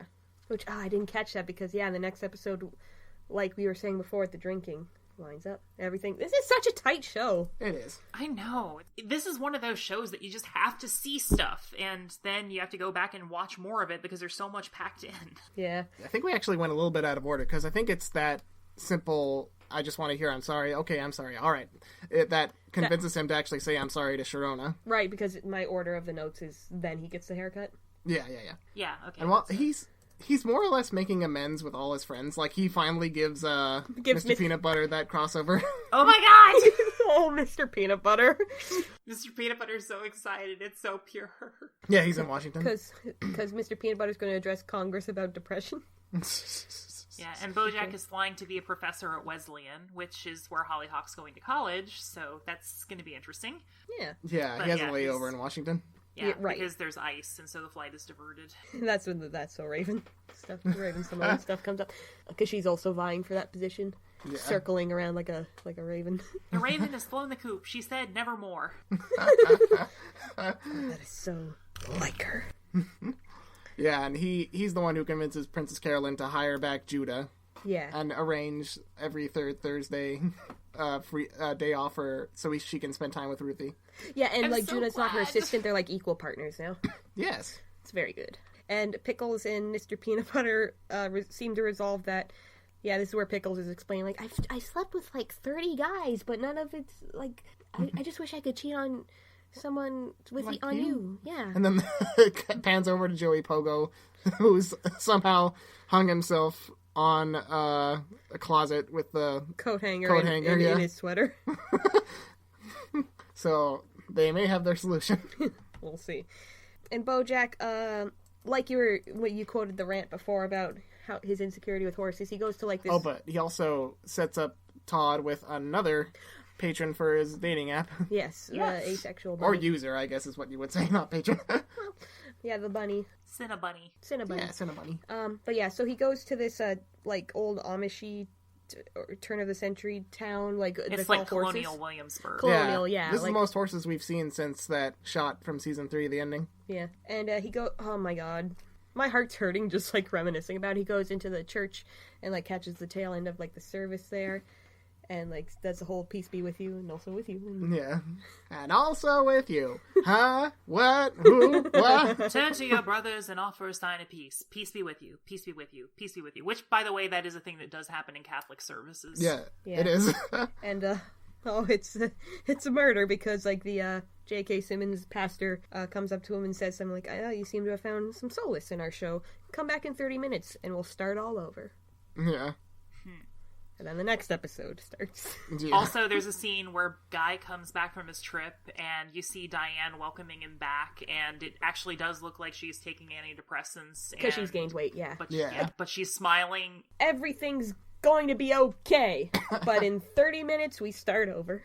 Yeah, this next episode is just a whole lot of the side characters building up to something more. Including the greatest character. Okay, no, it opens with esteemed character actress and fugitive from the law, Margot Martindale. Like a beloved character actress, Margot Martindale. That's like one of the best things Bojack Horseman has done. Give her more of a profile. And so she's on that island. What do you call that? Like a convent? Yeah, a convent. Yeah. She's a nun. This was from a couple seasons ago, I think. Remember those 2 years, the first 2 years here where you didn't say anything? I do have to say something. Like, the previous episode ends with Bojack being in a church service, and the pastor is talking about, though your sins be as scarlet, they will be made white, and, like, for self-forgiveness. And then this episode opens in another Christian location, and Margot Martindale is like, the people I've hurt, the lives I've ruined, have they been washed clean as well? Bam. Ah, Mm-hmm. that's true. Yeah, and then she steals the father's Ferrari or whatever it is. When you get to heaven, look up my movies. Look Look me up Margot Martindale. I won't be there, but my movies will. She drives off into the sunset. The best character in all 6 seasons is Paige Sinclair. I adore her. So good, yeah. Someone explain her, because I don't have the words. She's this 40s character, but also that... She's Katharine Hepburn. Yeah, she also reminds me of that one famous reporter. What's her name? Nellie Hurtado. Nellie Bly or Brie or something? No, yeah, Nellie Bly. She's this, like, famous 1800s reporter woman who is really famous. That's what I'm getting at. Yeah, it's a front page. She's this pig lady, and she's got a wedding dress on because she's about to leave the journalism business because it's no place for a domesticated woman or something like that. Yeah. And her voice and her animation is all so good. Like, she works for this normal variety newspaper. Yeah. She's got so much character. But she and her partner are from the 40s. This Justin McElroy looking...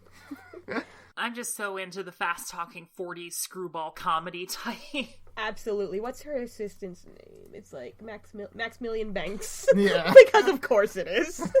And Max has been fielding calls from Sarah Lynn's mom. Right. Who was trying to get more of the story of how she OD'd, who was with her. Because, like, Bojack lied, so the whole story never came out. And, yeah, so, like, Paige postpones her wedding because she's got a nose for news. Yeah. She smells a scoop. And also she randomly, like, oinks as she's talking. Because she's a pig. She's a pig. Oh, I love her. She's got the same, like, energy as the Vanity Fair lady had in, like, her first appearance. Like, yeah. Very commanding. Yeah. But feminine. Very good. Yes. Yeah, we go through a lot of characters who Bojack has touched in one way or another, but not that way. Like, for good or bad. Yeah. What's her name? Kelsey? Yeah, Kelsey Jennings. She's supposed to be making a commercial that dunks on the olds. Yeah. Oh, not a commercial. What would they call it?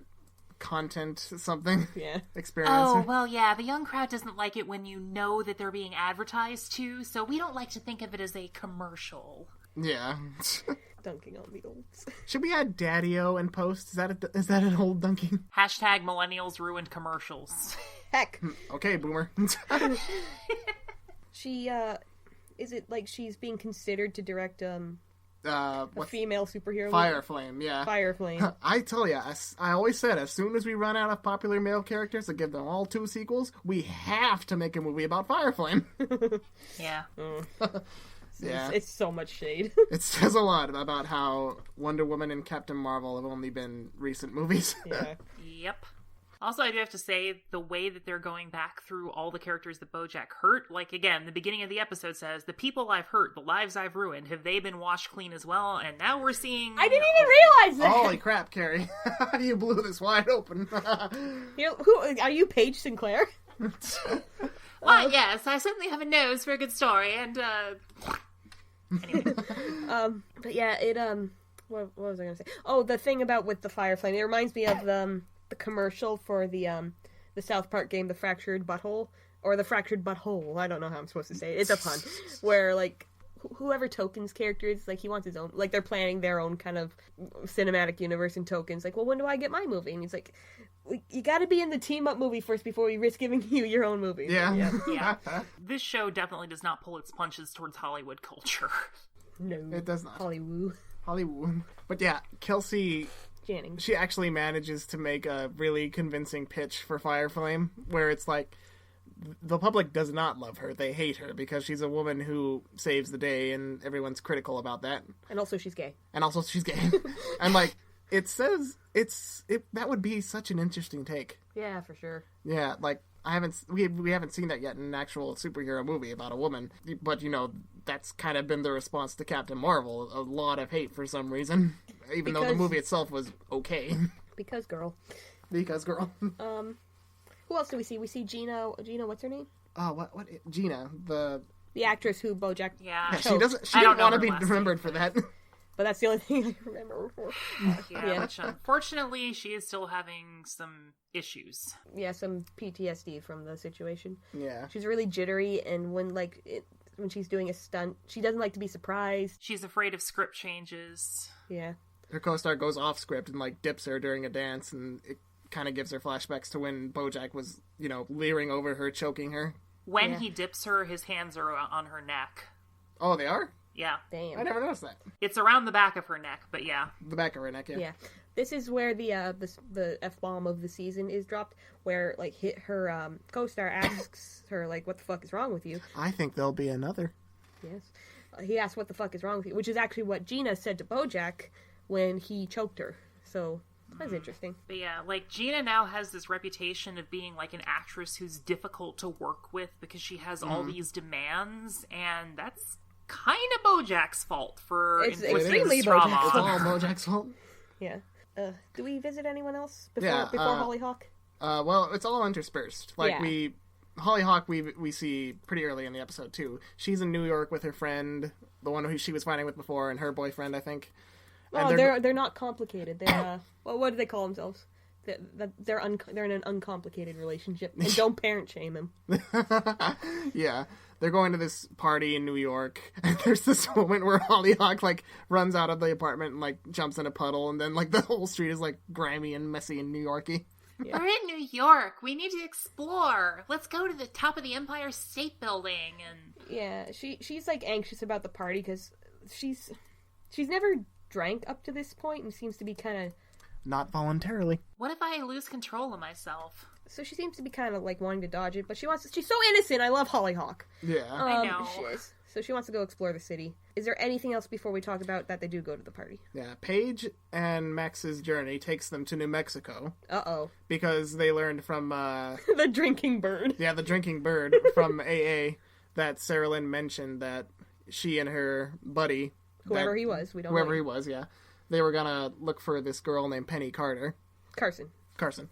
So that leads them to Teskey. Yeah, Teskey, that's how you after pronounce this it. episode, I had to go back and rewatch the Sarah Lynn episode, so yeah. So yeah, they're hot on the trail to find the truth, which is, Yeah. After everything looked like it was going so well, then it gets worse. It gets worse. In the party, Hollyhock, she's about to have a drink. And she has a panic attack instead. It's very relatable. Yeah. And this guy shows up and he tells her, okay, what do you see? That's the actual therapy techniques. Yeah. And he helps ground her. Yeah, he does.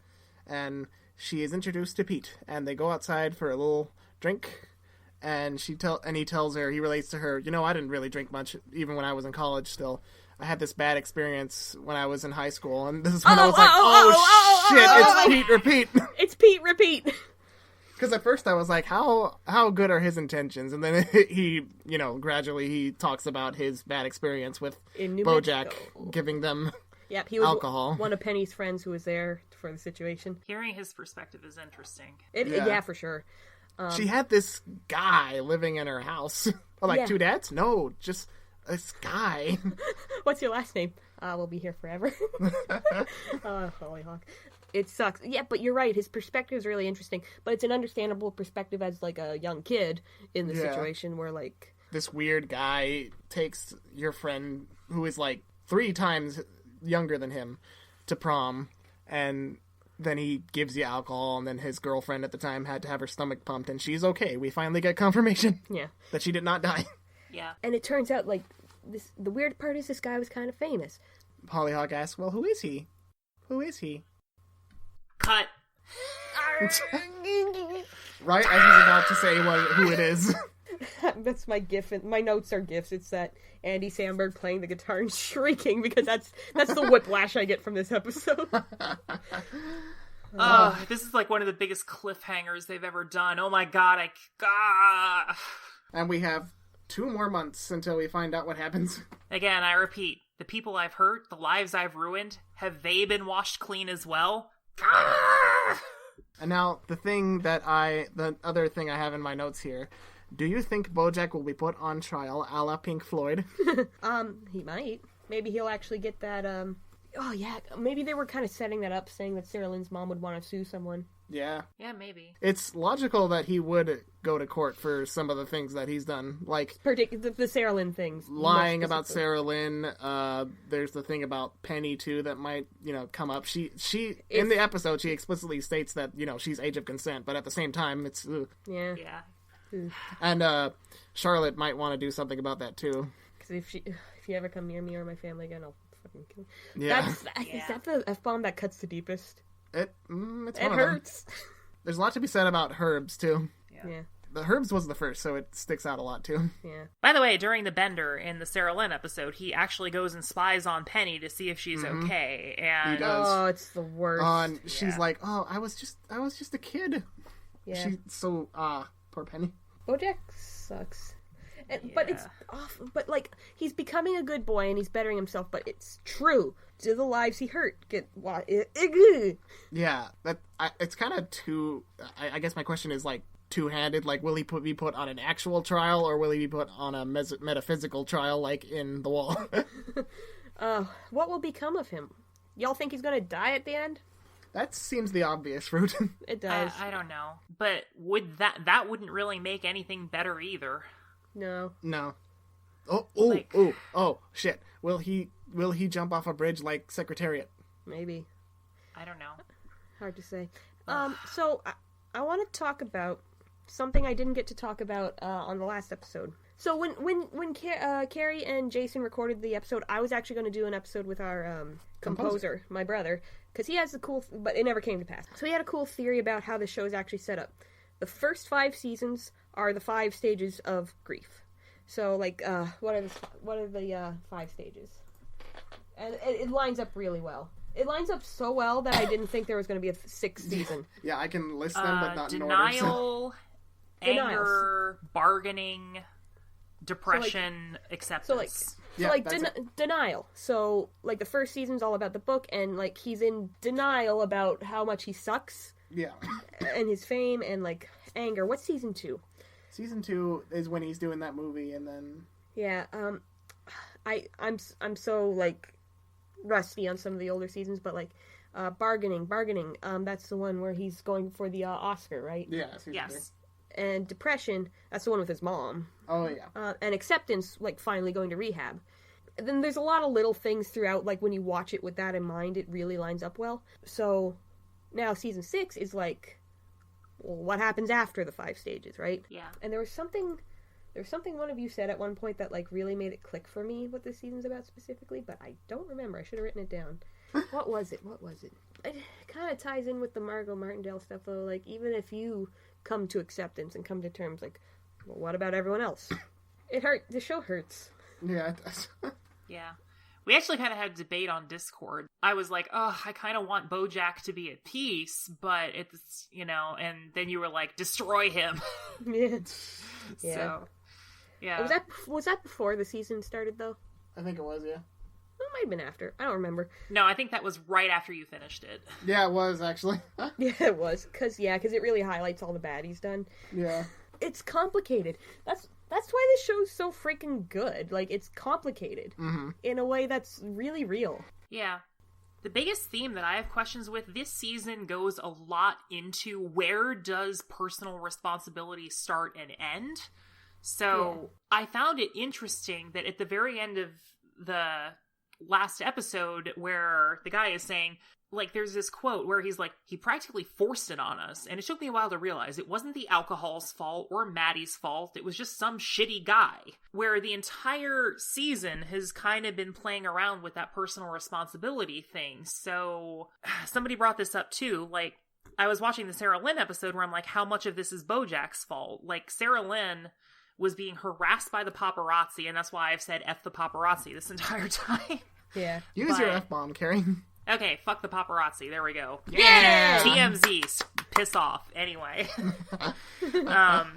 He calls Sarah Lynn, and she was celebrating 9 months of sobriety, and the thing is, he's like, Sarah Lynn, want a party? Oh, thank God! And she just tears open the wall, and there's all these drugs and alcohol, so... Yeah. I don't know. How much of that is Bojack's fault for suggesting to party? How much of it is Sarah Lynn's fault for just immediately dumping her 9 months of sobriety without so much of an effort? How much of it is Bojack's fault for Sarah Lynn hitting her rock bottom when she trusted him to be a friend, and yet he was only trying to get her to be a guest star on his show for script reasons, when her emotional feels where nobody cares about me, they only care about me because I'm Sarah Lynn. It's so complicated.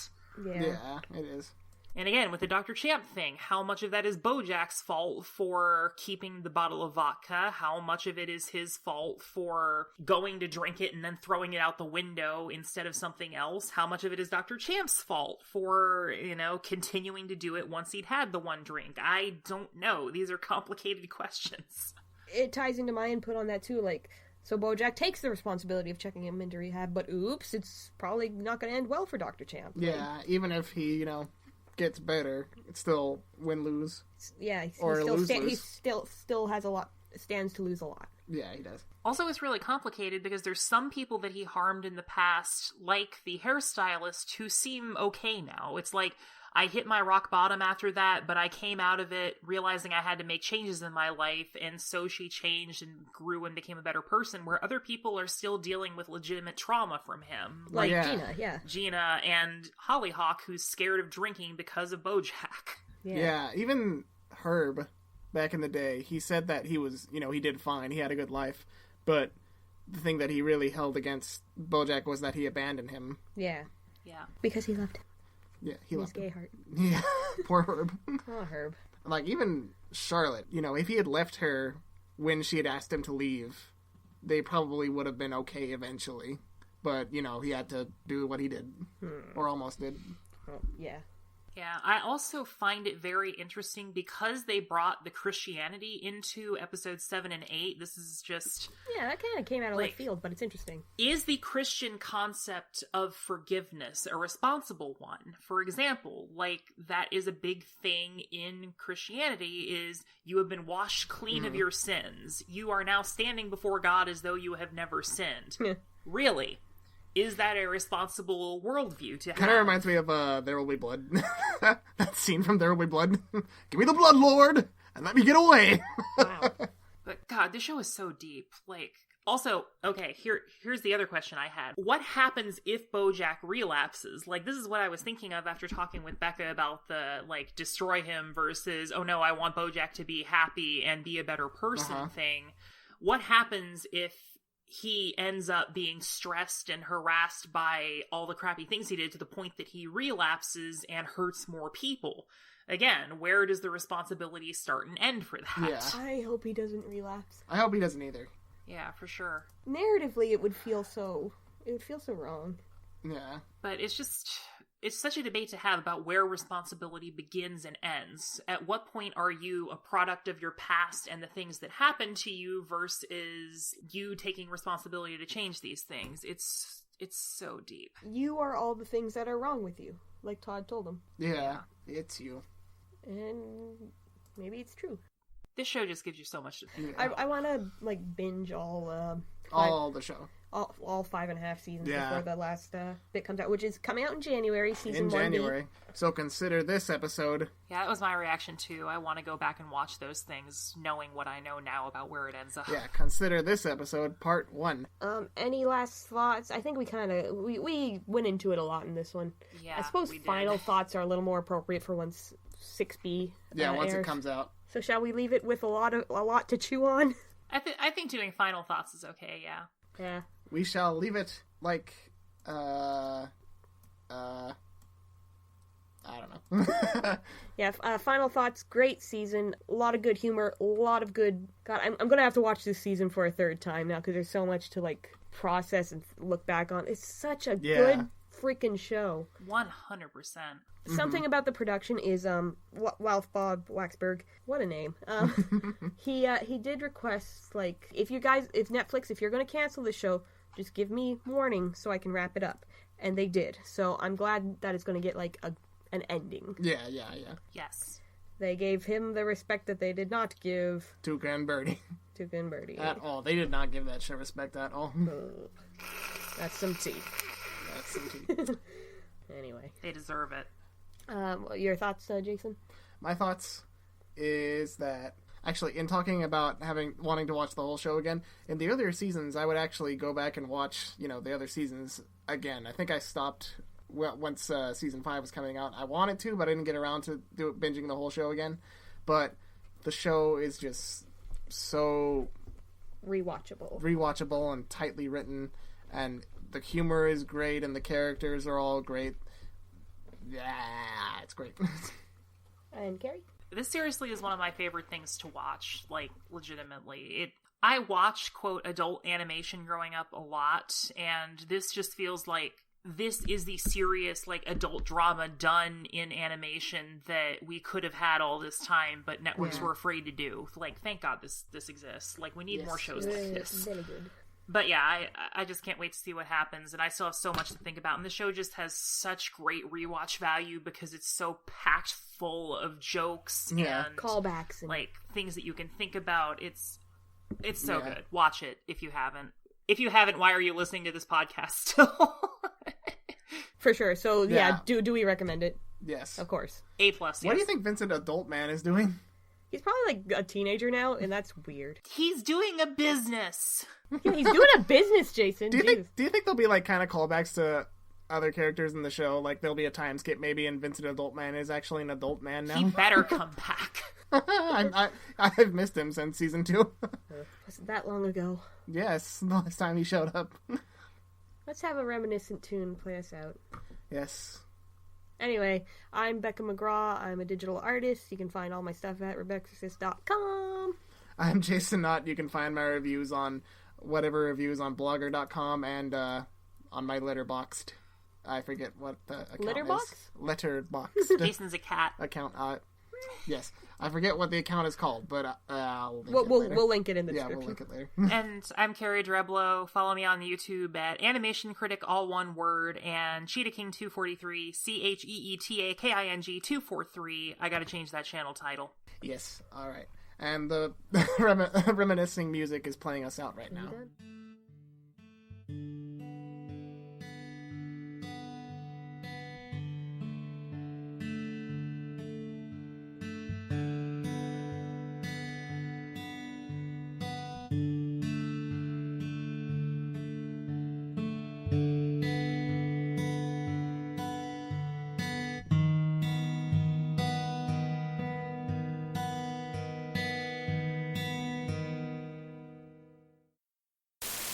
I put Bojack in the notes. I wrote Cack the Horseman, Bojack. Bojack. Bojack the horse. Okay, no. Anyway. You watch sports? Put Twitter away. Yeah. For God's sake, be a professional. Can't believe you.